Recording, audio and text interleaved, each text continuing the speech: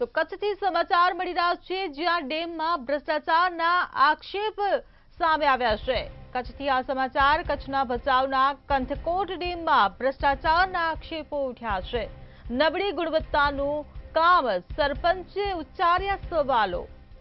70 લાખથી વધુની ગ્રાન્ટ વપરાશ પર ઉઠ્યા શંકાના સવાલો। તો કોન્ટ્રાક્ટર અને અધિકારીઓ વચ્ચે મિલીભગત હોય તેવા સવાલો ઉભા થઈ રહ્યા છે। આરસીસી અને માટીગામમાં પણ ભ્રષ્ટાચારના આરોપ લગાવવામાં આવ્યા છે। ત્યારે 6 ગામોને લાભ આપતો ડેમ હાલત ખોરવાઈ। કંથકોટના સરપંચ સવજીભાઈનો આક્ષેપ છે, તો તંત્રને રજૂઆત કરીને તપાસની માંગણી કરવામાં આવી છે। ત્યારે સિંચાઈ વિભાગ સામે ગંભીર આરોપો લગાવવામાં આવ્યા છે। તો આરસીસી અને માટીગામમાં પણ ભ્રષ્ટાચારના આરોપ લગાવવામાં આવ્યા છે।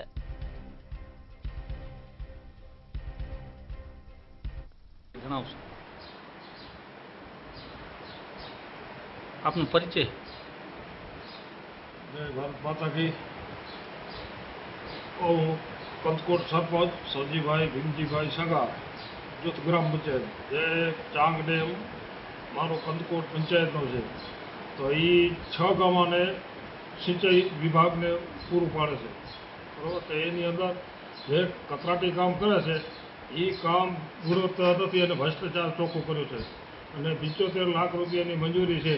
જો મુખ્યમંત્રીશ્રીએ જે મંજૂરી આપી અને વારંવાર મંજૂરી આપવાની નથી, તો આપણે મહેરબાની કરી અને આ ડેમને સુધારી સારી રીતે કામ થાય એના માટે અમારી આટલી વિનંતી છે।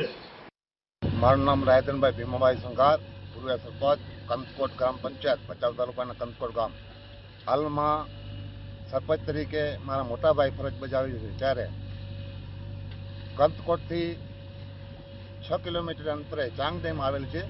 ત્યાં 76 થી 75 લાખ રૂપિયાને ખર્ચે અહીંયા મંજૂર કરવામાં આવેલ છે।